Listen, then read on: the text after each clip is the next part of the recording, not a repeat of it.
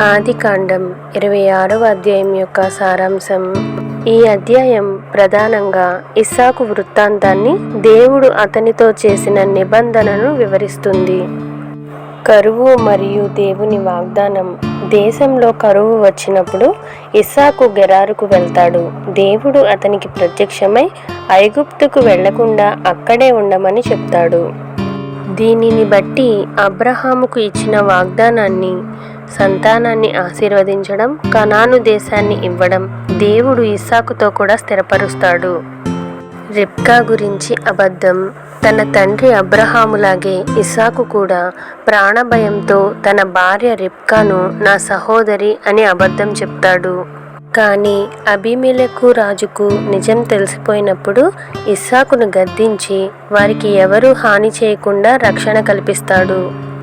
ఇస్సాకు సమృద్ధి మరియు ఈర్ష్య.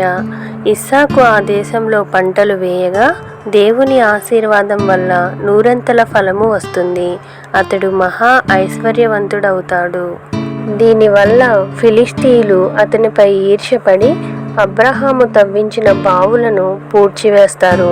అబీమెలెకు అతన్ని తమ ప్రాంతం వదిలి వెళ్ళమని కోరతాడు. బావుల వివాదం మరియు పేరు మార్పు. ఇస్సాకు గెరారు లోయలోకి వెళ్ళి తన తండ్రి కాలం నాటి బావులను మళ్ళీ తవ్విస్తాడు. గెరారు కాపరులు గొడవపడినందున ఆ బావులకు ఏసేకు జగడము, సిత్నా విరోధము అని పేర్లు పెడతాడు. చివరకు వివాదం లేని చోట తవ్విన బావికి రెహబోతు విశాలత అని పేరు పెడతాడు. శాంతియుత స్వభావం. గెరారు కాపరులు గొడవపడిన ప్రతిసారి ఇస్సాకు వారితో పోట్లాడకుండా ఆ బావులను వదిలేసి ముందుకు సాగిపోతాడు. ఈ ఓర్పు, సమాధాన బుద్ధి అతనికి దేవుని నుండి ఆశీర్వాదాన్ని తెచ్చిపెట్టింది. అబీమెలెకుతో సంధి. ఇస్సాకును దేవుడు ఆశీర్వదించడాన్ని చూసిన అబీమెలెకు అతనితో సమాధాన పడడానికి వస్తాడు.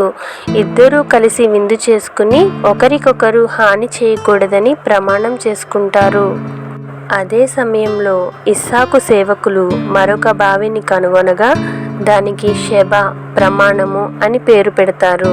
అందుకే ఆ ఊరి పేరు బెయేర్షెబా అయ్యింది. శత్రువుల గుర్తింపు.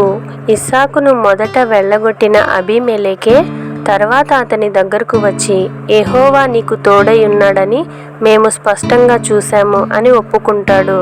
దేవుని బిడ్డల దీవెన లోకానికి స్పష్టంగా కనిపిస్తుందని దీని ద్వారా తెలుస్తోంది. బెయేర్షెబాలో దేవుని ప్రత్యక్షత. ఇస్సాకు బెయేర్షెబాకు వెళ్ళినప్పుడు దేవుడు అతనికి మళ్ళీ ప్రత్యక్షమై నేను నీకు తోడై ఉన్నాను, భయపడకు అని ధైర్యం చెప్తాడు. ఇస్సాకు అక్కడ బలిపీఠం కట్టి యెహోవా నామమున ప్రార్థన చేస్తాడు. మానవ బలహీనత. దేవుడు స్వయంగా తోడుంటానని వాగ్దానం చేసినప్పటికీ ఇస్సాకు ప్రాణభయంతో అబద్ధం చెప్పడం మనుషుల సహజ బలహీనతను చూపిస్తుంది. అయినప్పటికీ దేవుడు అతనిని కాపాడాడు. ఏశావు వివాహాలు. అధ్యాయం చివరలో ఇస్సాకు కుమారుడైన ఏశావు 40 ఏళ్ల వయసులో హిత్తీయుల కుమార్తెలను పెండ్లి చేసుకుంటాడు. ఇది ఇస్సాకుకు, రిబ్కాకు మనోవేదన కలిగిస్తుంది. అధ్యాయం యొక్క ముగింపు. ఈ అధ్యాయం దేవుడు తన వాగ్దానాన్ని నమ్మకంగా నెరవేరుస్తూ ఇస్సాకుకు తోడై ఉండి శత్రువుల ఎదుట అతనిని నూరంతలుగా ఆశీర్వదించడాన్ని వివరిస్తుంది.